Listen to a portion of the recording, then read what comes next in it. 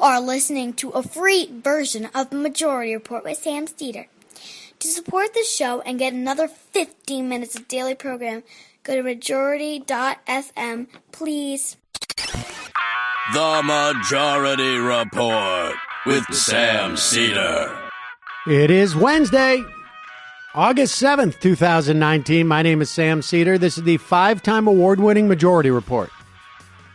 We are broadcasting live steps from the industrially ravaged Gowanus Canal in the heartland of America, downtown Brooklyn, USA. On the program today, Professor of History from the University of Washington, Margaret O'Mara. Her book, The Code, Silicon Valley and the Remaking of America. Meanwhile, Trump not welcome in Dayton or El Paso and going anyway. Democrats in the House pressure Mitch McConnell to pass the House's gun legislation, as some few, I think 2, Republicans change their tune on that legislation. Pakistan downgrades its ties with India over Kashmir. And as American Latinos express fear across the country, Fox News says white supremacy, a hoax. And just on cue, the Gilroy Festival mass murderer now being investigated as a domestic terror event after a hit list was found. China warns Hong Kong of possible intervention. And Louisiana seeks a legal strategy to dismantle Roe v. Wade. In New Mexico, the EPA has apparently walked away from a military base's forever toxic chemicals. Sadly, Tiffany Caban concedes in the Queens DA race. However, Dems now outnumber Republicans in the vaunted Orange County. Vaunted. And lastly, Hickenlooper susses a Senate run. Exit stage, right, probably, from the Democratic presidential sweeps. As all that. Stage unnoticeable. Right, indeed. Just sort of fades away. Stage ether. All this and more on today's Majority Report. Ladies and gentlemen, welcome to the show. Thank you for joining us today. Brendan at the helm. All right. Here we go. Here we go. Very exciting. We'll get to this question too of Castro posting Joaquin Castro posting the name of some contributors, Trump contributors, in the, I think it was in El Paso's district. And the stories, I encourage you to, maybe we'll see if we can put a link to this thread that is on, and you can find these stories in other places as well. But there's a reporter named Adrian Carrasquillo, and he's written for NBC News, BuzzFeed, New Republic, Intercept. And he has a thread, it's very extended, which starts out by talking about how folks don't understand, white folks don't understand the implications of this in the way that the Latino community understands it. Or they don't, or just simply saying that it's very, very difficult to understand the fear that is running through the Latino community right now.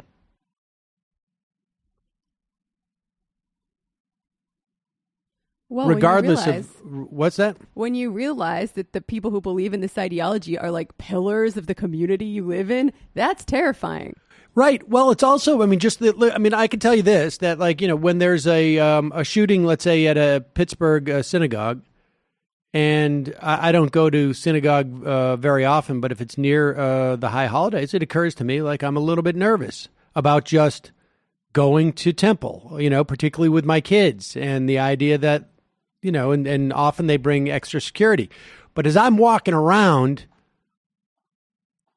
there's few places where, and apparently these white supremacists, they really like to target the cultural Jews, right? Sort of like what Ben Shapiro was explaining that dynamic for us. But nevertheless, when I go to the supermarket or when I go wherever it is I go to shop or to eat or hang out,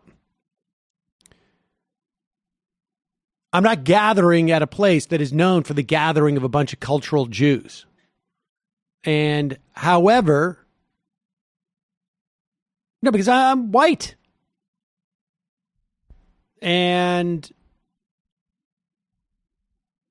But there are areas where obviously it's where there's higher density of Latinos. And it's not just at Temple, it's this guy knows he can go to the mall, or there are cities that have higher percentages and so people are afraid. They're literally afraid to leave their homes. And then you see the guy post this, just a couple of posts, but then he starts getting tons of DMs from different people. Thank you for posting this thread on fear in Latino communities. I'm white. My wife is Latino. We have 2 kids under the age of 3. We live in Austin. We're afraid to take them to public places because of this kind of stuff. Her parents are immigrants and legal citizens, and we fear every time they travel, someone will accuse them of being illegal and report them, and that their citizenship won't matter because they're brown with thick accents and speak better Spanish than English. We already have stories of multiple kids who have been taken into custody for weeks at a time. We only hear about it when it's weeks at a time. Never mind, they were taken for an hour or a day or a night. You can bet if there are stories of 9-year-old kids, 16-year-old kids being taken into custody by ICE for weeks at a time, that we're going to hear stories of, that there are stories of adults and other kids who are there for a night, for an hour, they're stopped, whatever it is. And on top of that, when the standard becomes you can go shoot up people at a mall. This story, Adrian, my husband, writing to him, my husband is a U.S.-born physician and of Mexican descent. We're at a Home Depot in a white community. A white woman picked a verbal fight with him as he stood in the light bulb aisle telling him to go back to Mexico. When he told her he was a physician and U.S.-born, she laughed hysterically and accused him of fake news. I mean, if the worst thing you can do is suddenly shoot 20 people and dead and 30 others wounded, if that's the worst, then, approaching some guy in the Home Depot aisle because he looks brown and laughing at him that he shouldn't be in this country, that's virtually nothing, right? In terms of what the standards are. So, I mean, this is what this community is facing, and it's very, I can sit here in Brooklyn and be horrified at the gun violence, but worried sort of generically when my daughter goes to school, my son goes to camp, or whatever it is. But you have a community, a huge number of people in this country who are being terrorized. And when they look to the president, when they look to the head of the U.S. government, right? Like to the extent that we have a head of our society, it's the president. And this is what you get from the U.S. president. Play this as number one, right? Like, think about this. You have a community that has been targeted,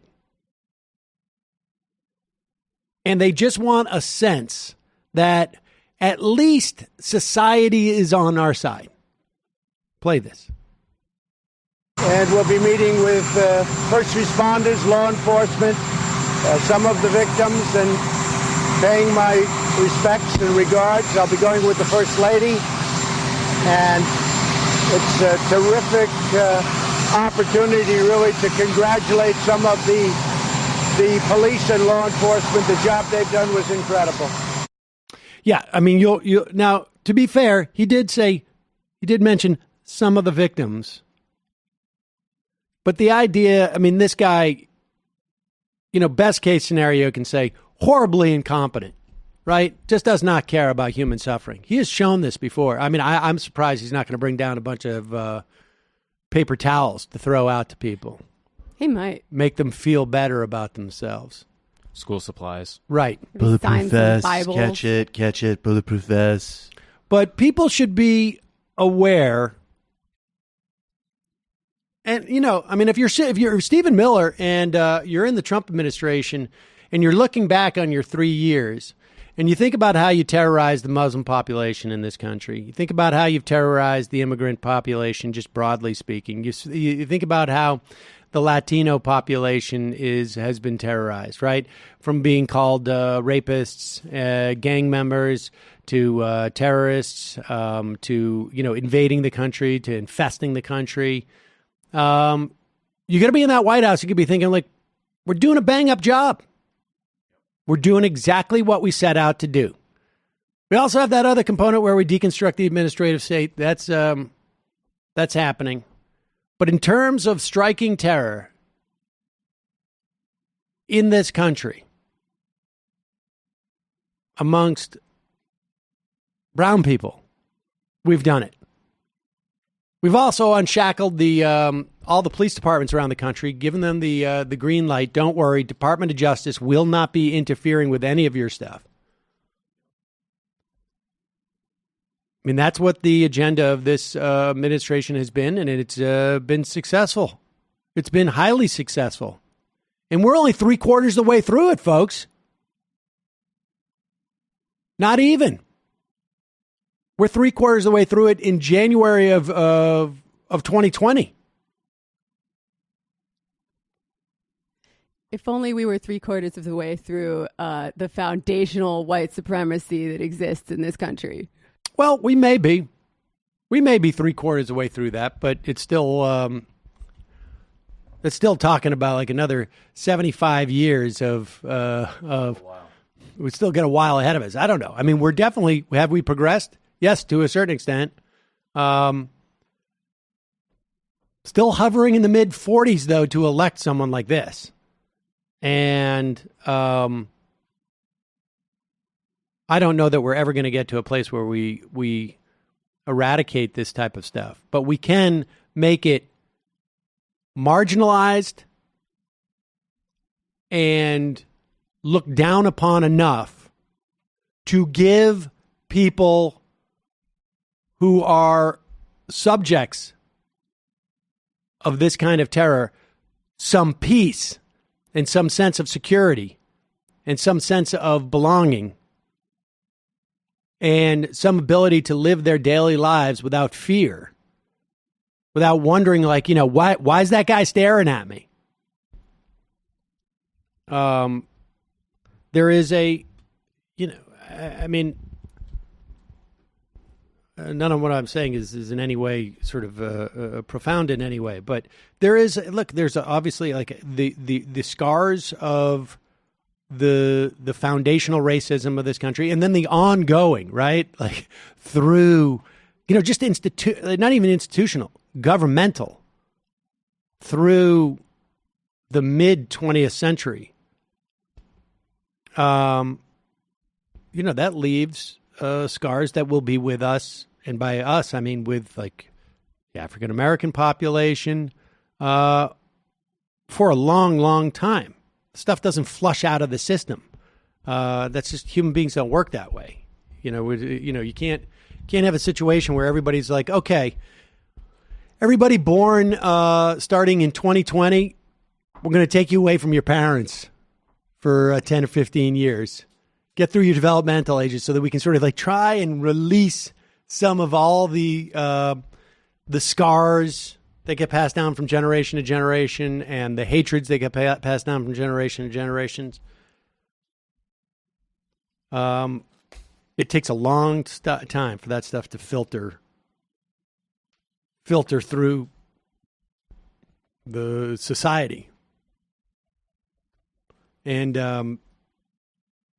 Donald Trump, frankly, in this era, like obviously none of this is new, but there was an activation, and it didn't just come from Trump. It came from Obama, his existence, the fact that a black guy got elected, and the ability of people like who surround Donald Trump and Fox News and Mitch McConnell and others to exploit that, to take this,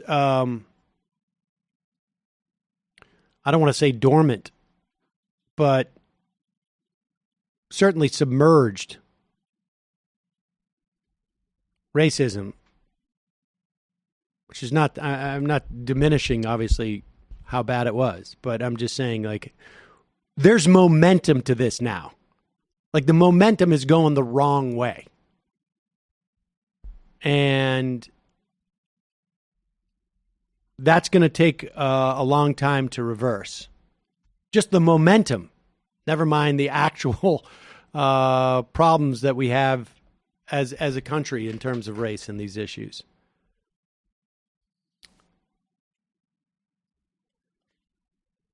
So, obviously, we'll be talking about this more. First, I should tell you, support for today's show comes from The New Yorker. New Yorker magazine represents the best writing in America today. You can check out the works of Emily Nussbaum, television critic for The New Yorker, who in 2016 won the Pulitzer Prize for Criticism, or Doreen St. Felix, a staff writer at The New Yorker who covers the highs and lows of today's culture. 2019, she won the Ellie Award for columns and commentary, or John Cassidy, who covers politics and economics for The New Yorker. He's written articles on topics ranging from the intelligence failures before the Iraqi War to the economics of John Maynard Keynes. Maybe our caller from yesterday could check into that. I mean, Keynes's initial neoliberal thought. Right. I don't know what we have to say to promote the New Yorker on this program. We often have guests whose work has appeared in the New Yorker, writers of the New Yorker. Everything that we talk about on a daily basis here, you can go to the New Yorker and find it addressed in a way that is different and unique and insightful. Just even today, one of the top stories on their site, how Beto O'Rourke and Julian Castro respond to Trump, right? Like, gloves off for those guys.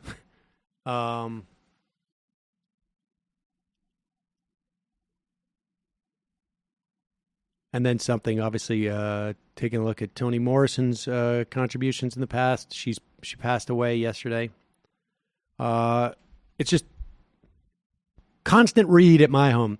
And now you can get 12 weeks for just $6, plus the New Yorker tote bag, the weekly home delivery of the print edition, and unlimited access to NewYorker.com with 10 to 15 exclusive site-only stories every day. This is when you go to NewYorker.com/majority, enter the code majority. You're going to be able to access the apps, the online archive, the crossword puzzle, and more. Again, that's NewYorker.com/majority. Enter the code majority, save 50% on a 12-week subscription, and get the exclusive tote. Also, it's my pleasure, honestly, say we're also being sponsored today by Credo Mobile. Do you stand for women's rights? Do you stand for environmental justice? Well, there's a phone company that stands with you. It's Credo Mobile. Credo is the only phone company in America that supports the same causes that we all do. Causes like fighting to stop climate change and protect reproductive freedom and immigrant rights. They donate.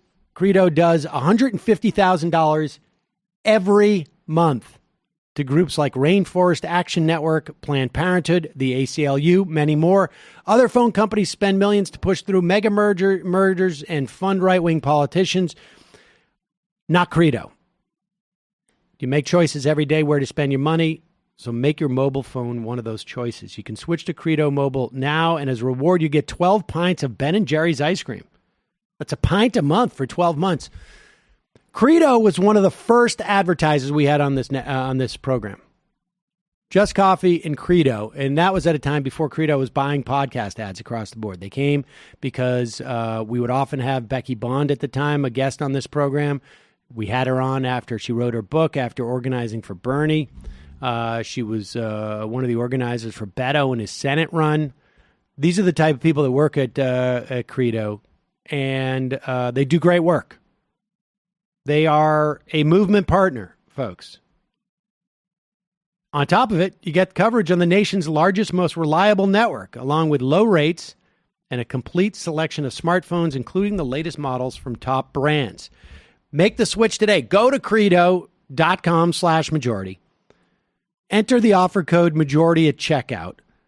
You can go there. You can find if you're covered by them.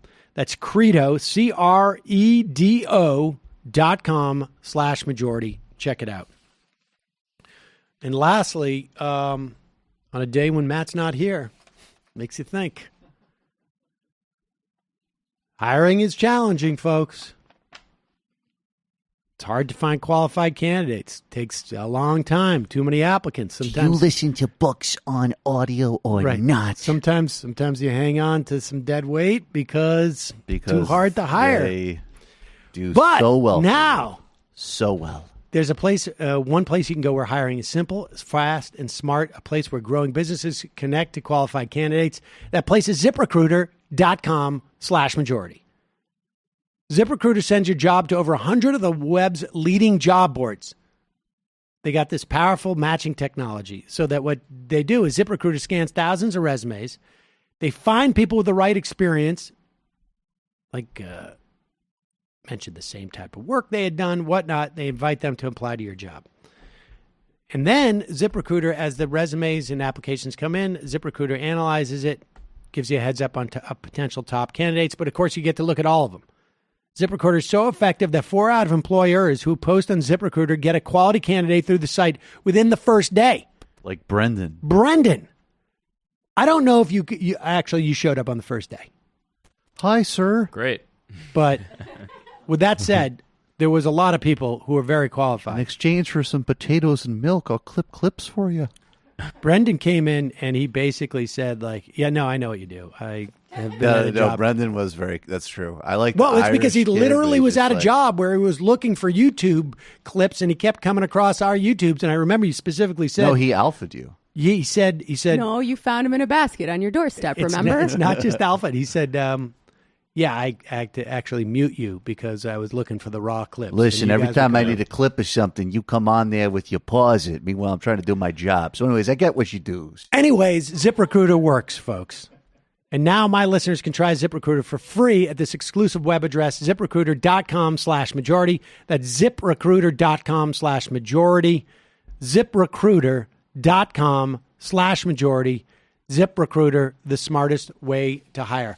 Going to take a quick break. When we come back, going to be talking to Margaret O'Mara about the code, Silicon Valley, and the remaking of America. Baby, let the good times roll all night long. Come on, baby, now this is it. Give me something that I just can't quit. Come on, baby, let the good times roll all night long. Feels so good when you're home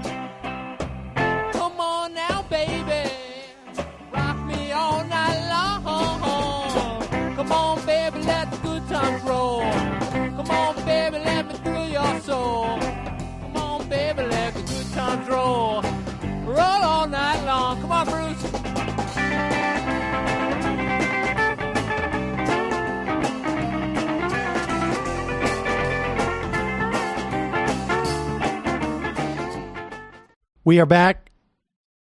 Sam Cedar on the Majority Report. On the phone, it's a pleasure to welcome to the program Margaret O'Mara. She's an associate professor of history at the University of Washington and author of The Code, Silicon Valley in the Remaking of America. Margaret, welcome to the program. It's great to be here, Sam. Thanks for having me. So let's start with of why California. I mean, because one of the stories, or in fact, before we even get there, let's just talk very broadly for a moment about the myths that you perceive that are out there about the whole genesis of Silicon Valley and those creators. Yeah, well, we close our eyes and think about Silicon Valley. The sort of faces that immediately pop in your brain, perhaps, are Steve Jobs, Mark Zuckerberg, these sort of iconic, singular entrepreneurs, founders, leaders, who are celebrated not only beyond Silicon Valley, but by Silicon Valley itself. And also a kind of free market techno-libertarian story of this is what happens when you let the creative entrepreneurial folks do their thing and when government gets out of the way. And that's only part of the story. And so what I wanted to show in this book was not only showing how the story we know about Silicon Valley also fits into this much broader tapestry, and the government is part of that. All right. Well, let's start with just why did it land in Silicon Valley in California as opposed to, say, Route 128 in Massachusetts? Yeah.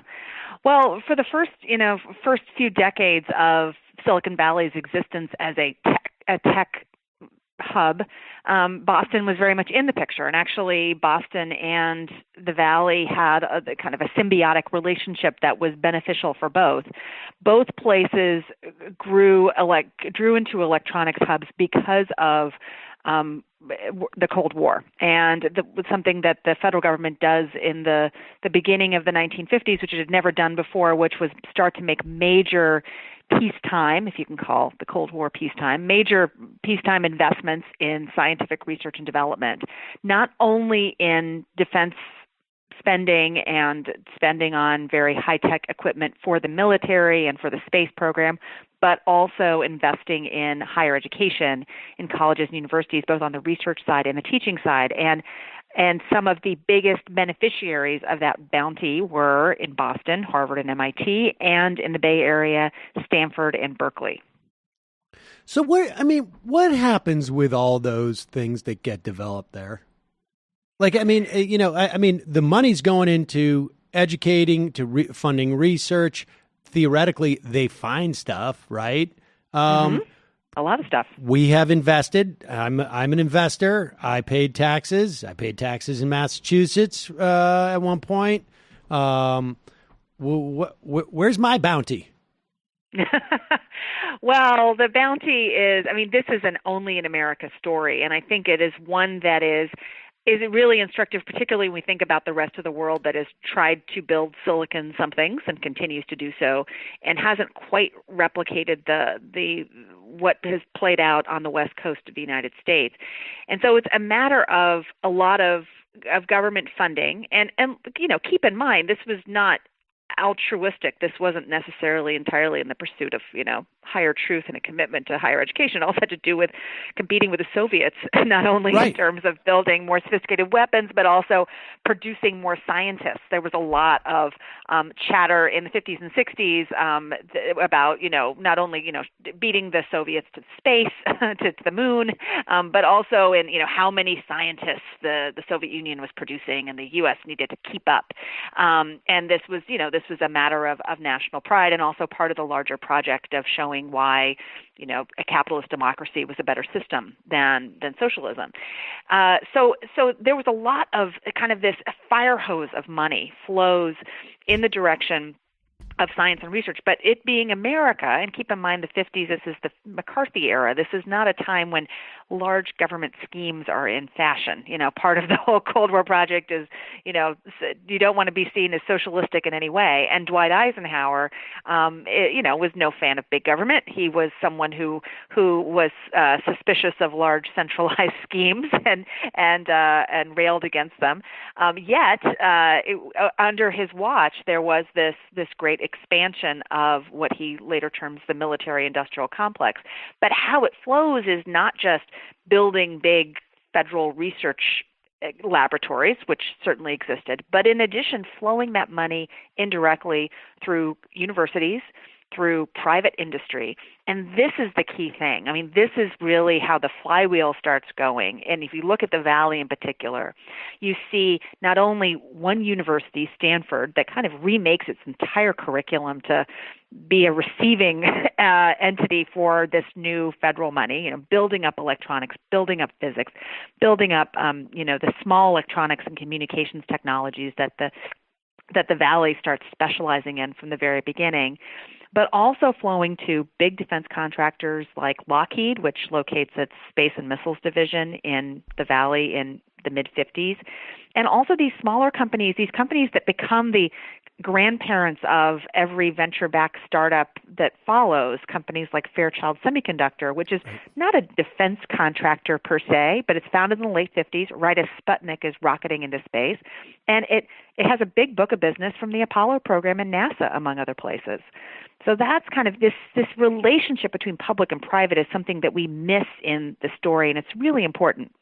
And it's fascinating. I mean, I almost, I laughed when you said like we wanted to prove that free market capitalism could beat socialism. So the government poured all this money into the market. And I wonder if that is actually what free market capitalism is. Like, I mean, I don't happen to believe that free market capitalism actually exists. It's just a question of who's going to get the largesse from the government / the people, and what are they going to get back for it? And I mean, I'm happy that we were. I feel a certain amount of pride, I guess, that we led this technological revolution. But it's not like these other countries don't necessarily get access to that technology now.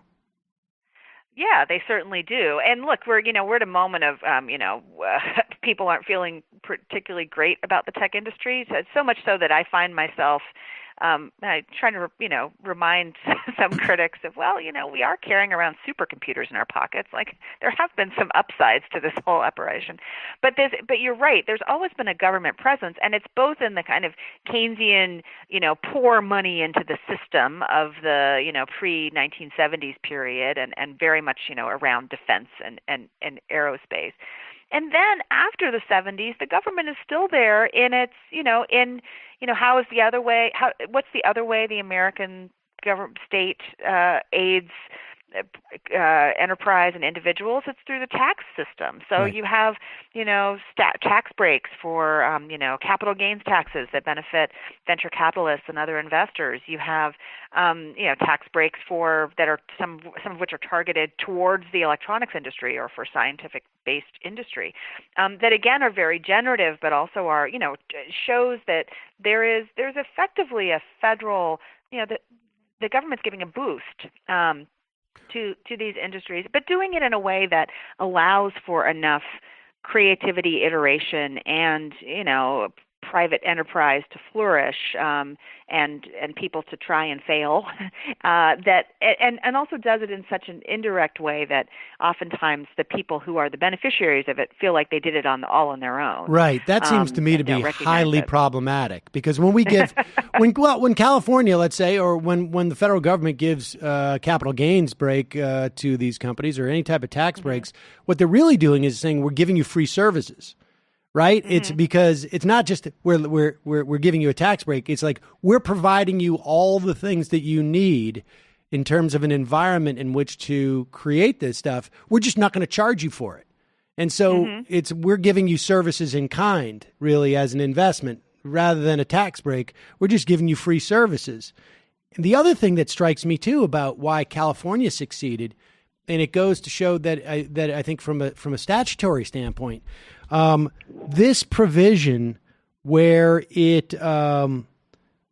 did not allow for non-compete clauses in contract law. Will you explain that? Because that, I think, is huge, and it's still very much like those type of questions are still very much highly relevant across American society. It seems to me, and it's a very good indication. When you talk about the government stepping in to the so-called freedom of contract, this was really huge. It seems to me in terms of the development of Silicon Valley. Will you walk us through that? Yeah, so non-compete clauses essentially are, things that are appended to employment agreements saying you cannot leave our employ and then go to a direct competitor. You can't be, particularly in a knowledge sector where the people and the ideas are the raw materials, it's really limiting that free movement of people and ideas across companies. California does not allow those, and this is I'm in Seattle. Washington State, for example, does allow non-compete, and you can even see this kind of reflected in the two ecosystems of these two tech hubs, which is Seattle has long been. It's changing now, but it's kind of a town dominated by one company at a time. First Boeing, then Microsoft, now Amazon. Although that's changing quite a bit, but down in the valley, you have this perpetual job hopping, and you have people moving from one firm to another, starting from the 1950s on, that, and with that, they're sharing ideas, they're creating this network, which is really critical to, going back to your why California question or why the Valley. One thing the Valley has that the Boston does not is this.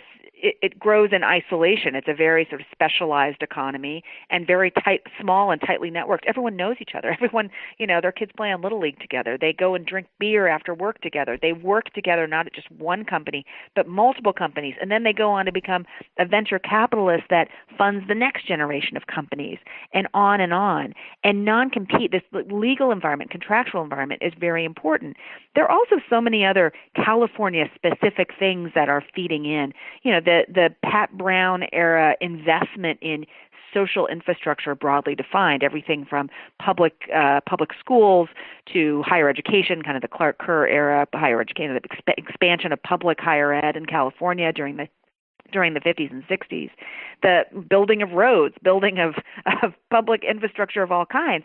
It enables this society of these paths for tremendous upward mobility for so many people who happen to be there at the time, where you see these, someone like Steve Jobs, who comes from a family, his dad had a high school education, and he's a product of California public schools. But heck, there was a computer lab in his high school in the late 60s.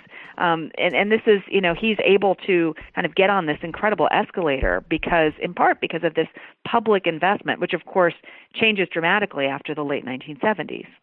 Well, tell us how. Well, before we get to how that public investment changes, but you write that the homogeneity of Silicon Valley was both its greatest strength and its greatest weakness. Explain that for us.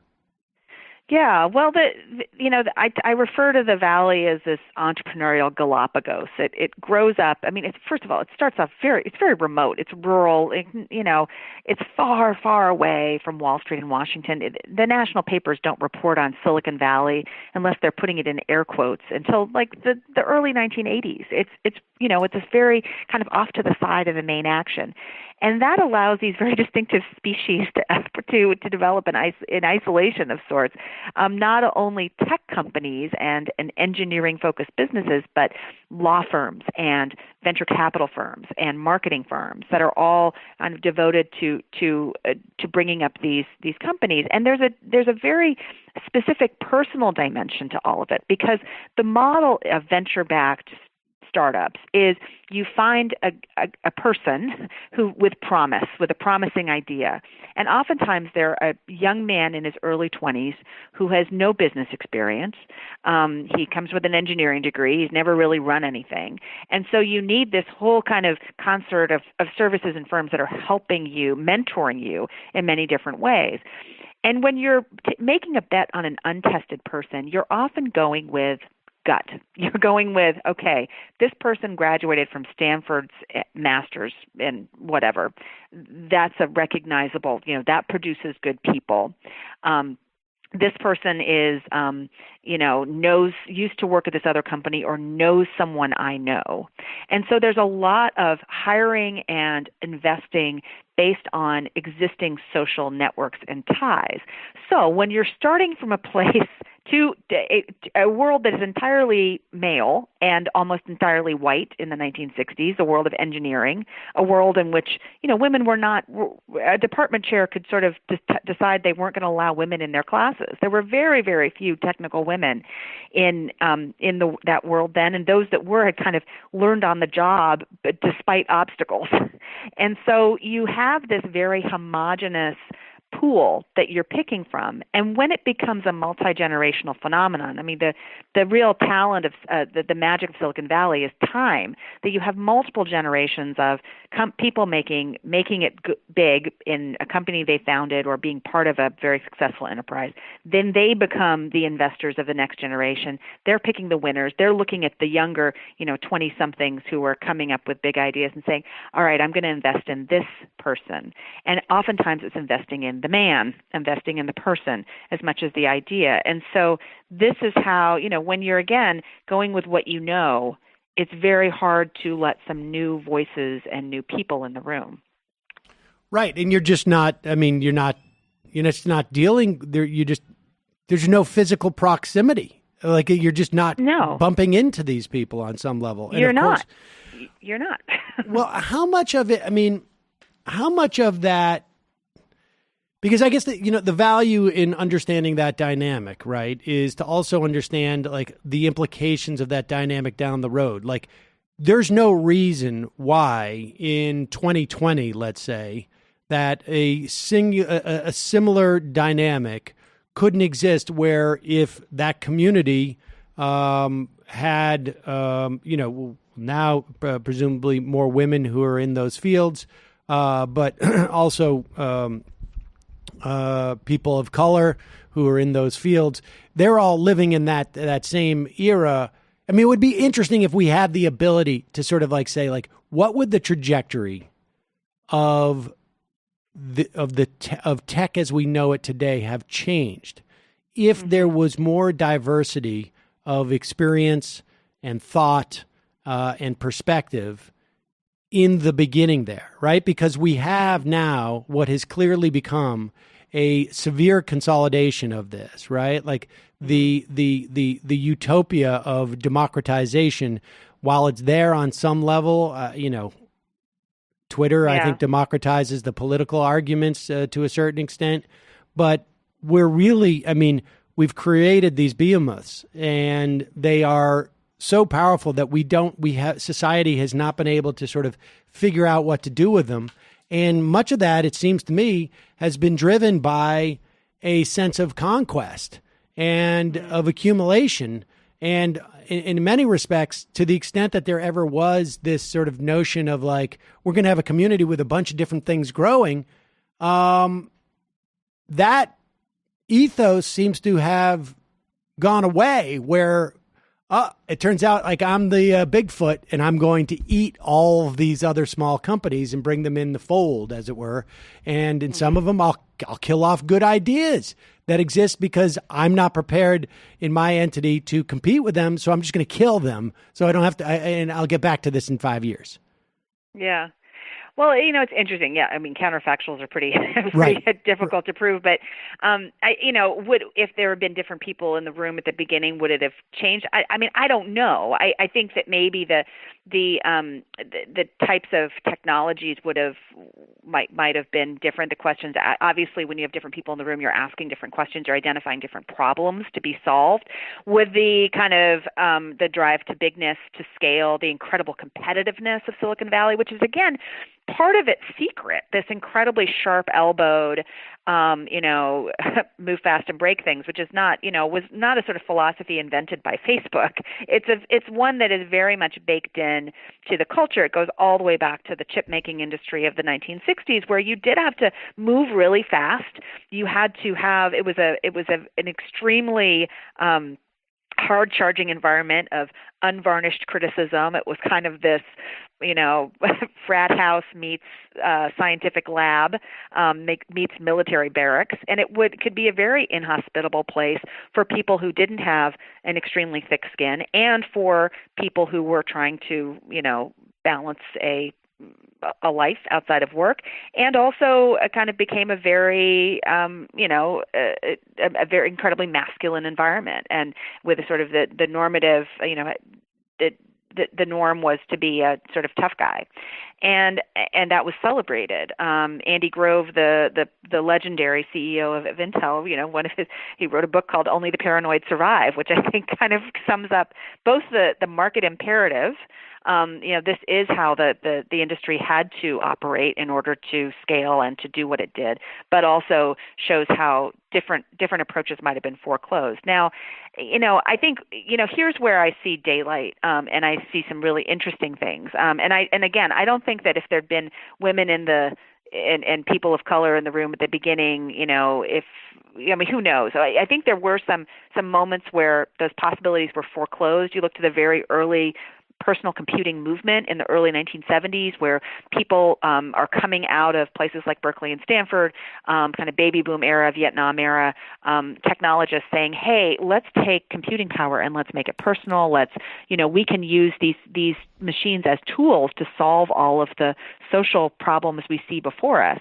And there were a lot of women in that conversation initially, and they had more idealistic and less profit focused ideas about how to go about it, and they kind of fell out.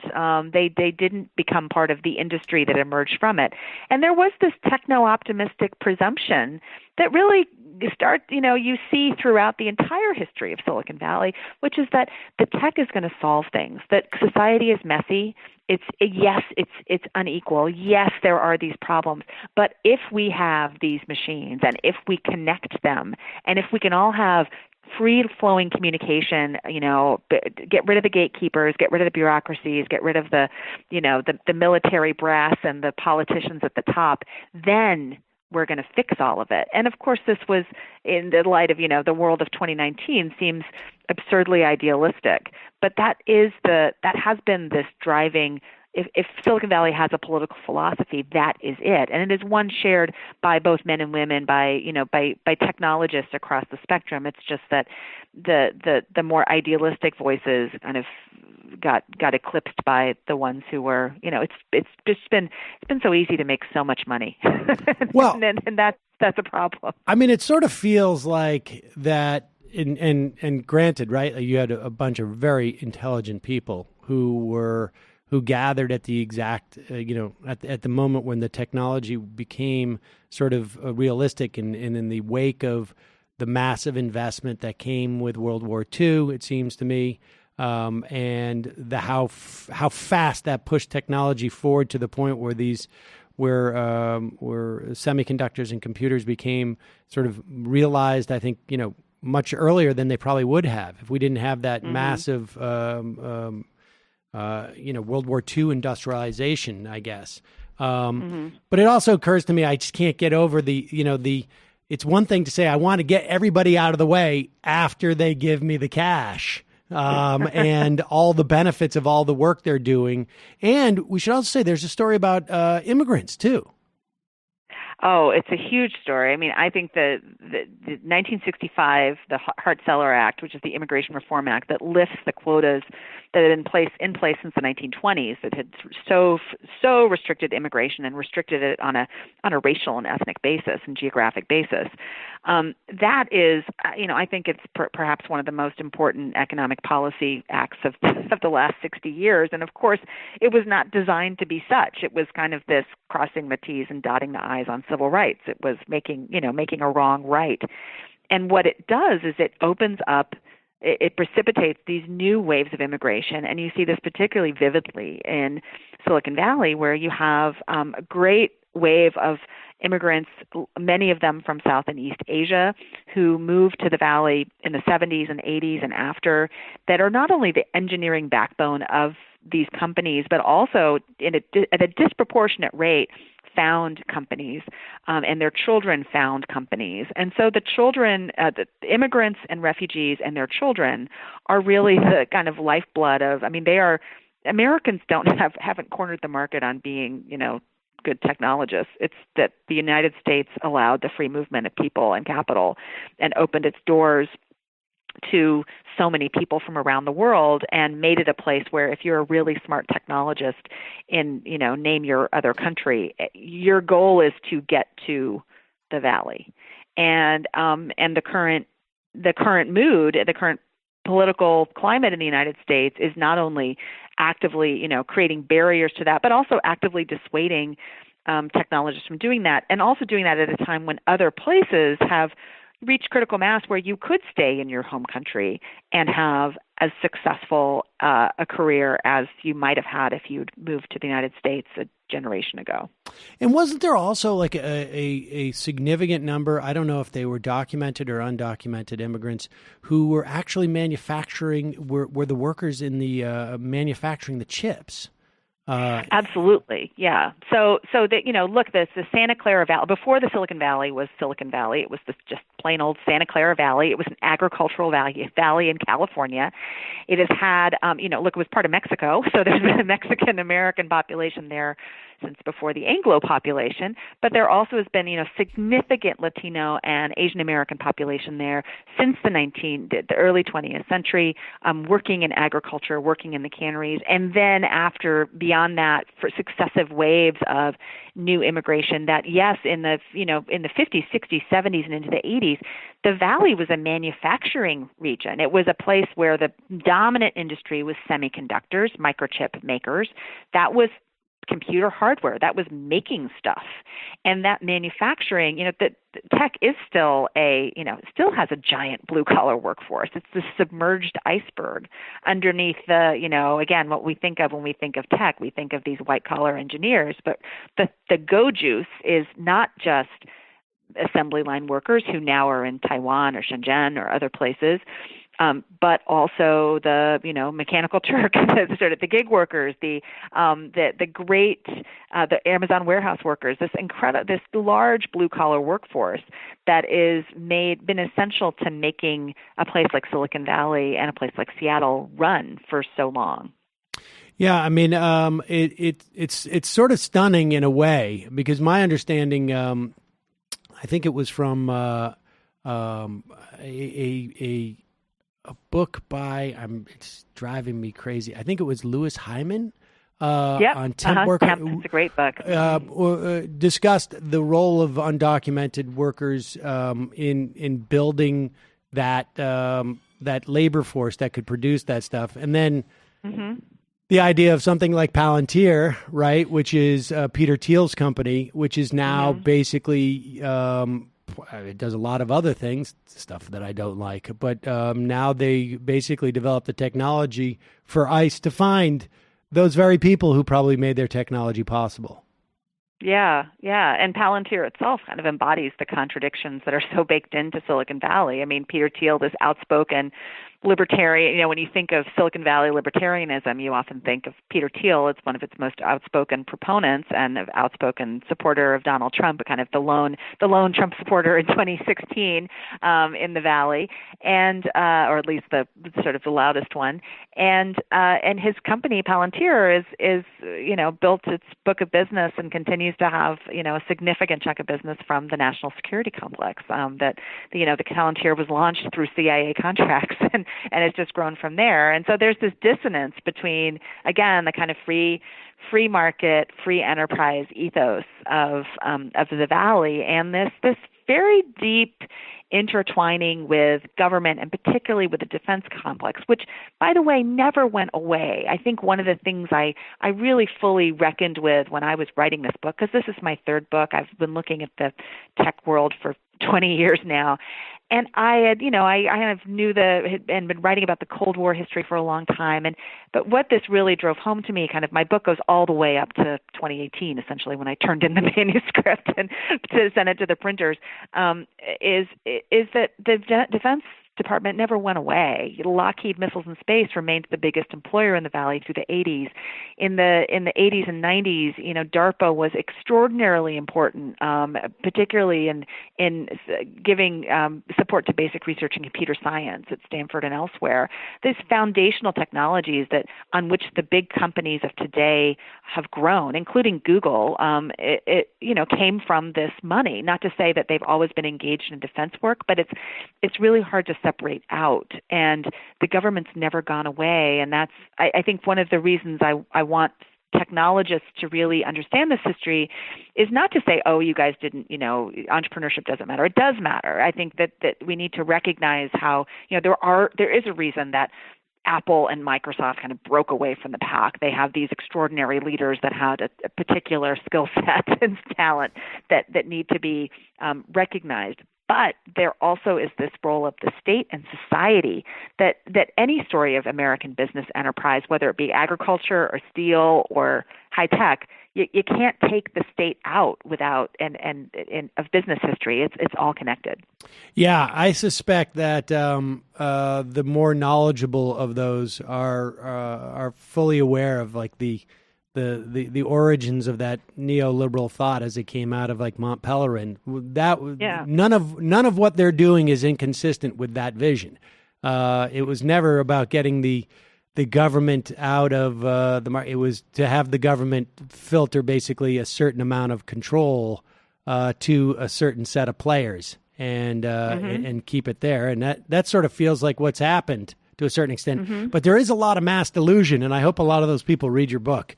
I hope so. Margaret O'Mara, the book is The Code, Silicon Valley and the Remaking of America. Thanks so much for your time today. I really appreciate it. It's been great talking to you, Sam. Thanks so much. Bye-bye. There you go, folks. The Code. We will put a link at majority.fm. And now we're going to take a break, head into the fun half of the program. Just a reminder, it's your support that makes this program possible. When you become a member of the Majority Report, you become the wind beneath our wings. You make these interviews that we do every day. Sometimes we do like a news roundup every day. I mean, not every day. Sometimes we dedicate the whole show to a news roundup. Sometimes we dedicate it to interviews. Our members make that possible. You can be one of those people who will be the wind beneath our wings. I can't believe I surely have used that before, right? I got to have. I don't remember, but it's got to have happened. And then when you become the wind beneath our wings, I'm going to really use it all up now. We give you extra content every day. Then some little bonus stuff that we're developing as well for our members. So stay tuned for that. But you also help us launch the AM Quickie, which we are doing now every day. And we're endeavoring to get it out earlier and earlier. We're working on that. And we're going to put it on its own feed come September. And you'll be able to listen to that and get your little dose of news that you need. And so become a member today. Join themajorityreport.com. Also, justcoffee.coop, fair trade coffee, tea, or chocolate. Use the coupon code MAJORITY. And a reminder, did you know your phone can be a powerful force for change? With Credo Mobile, it can. Because Credo donates $150,000 every month to groups like Friends of Earth, the ACLU, and Planned Parenthood. Not to mention, they also have a lot of advocacy programs that they do, or projects. Switch to Credo Mobile, the carrier that stands for women's rights, the environment, social justice, so much more. Check it out. You can learn more at credo.com/majority. That's CREDO, credo.com/majority. Today is Wednesday, which means that last night was Tuesday, which means that TMBS happened. Michael has since disappeared, apparently. Which means Michael's usually here to talk about what was on TMBS. I think Professor Wolf came in and did all that stuff. So check that out on his YouTube program. Jamie, the Antifada. Yeah, so this week on the Antifada, I was away at the DSA convention, but Sean and Andy recorded an episode along with our friend Jake Flores, who you may know as the DHS's #1 comedian to watch.